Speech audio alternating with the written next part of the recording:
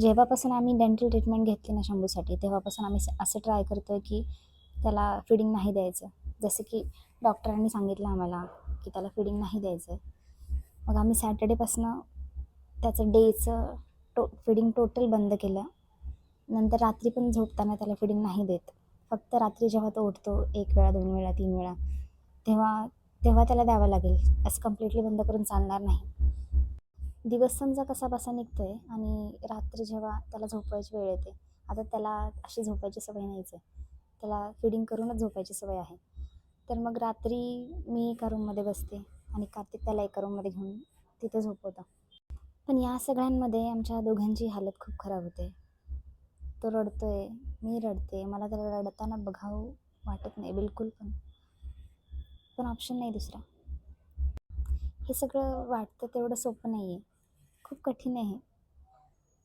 पण मग ऑप्शन नाही दुसरा, करावं तर लागेलच. मी जो व्हिडिओ पोस्ट केला होता त्यानंतर मला असे बरेच DMs पण आले आणि कमेंट्स पण आल्या की म्हणजे दूध कसं बंद करायचं, ऐकत नाही बेबी. डॉक्टरने आम्हाला एक खूप चांगली गोष्ट सांगितली. जेव्हा ब्रेस्ट फीडिंग बंद करायचं आहे ना, त्यावेळेस सगळ्यात पहिले पॅरेंट्सच्या मनाची तयारी पाहिजे आणि मग नंतर आपण बेबीला तयार करू शकतो. जर पॅरेंट्सच नाही तयार झाले मनाने, तर मग नाही होणार ते पॉसिबल. आता मी हे सगळं ज्ञान देते तुम्हाला, तर 3-4 दिवसांच्या अथक प्रयत्नानंतर मी आता हारले. म्हणजे 4 दिवसांपासून आम्ही त्याला डेचं फीडिंग बंद केलं होतं. पण आता खूप रडत होता तो. ऐकतच नव्हता. तर मग मी आज 1 वेळा त्याला दिलं आणि आता तो शांत झोपला आहे.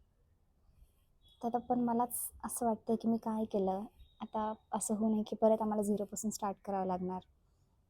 त्यात माझ्या हसबंडची पण खूप मेहनत आहे आणि मग कळत नाही आहे की चुकीचं केलं की बरोबर केलं. तुम्हाला काय वाटतं?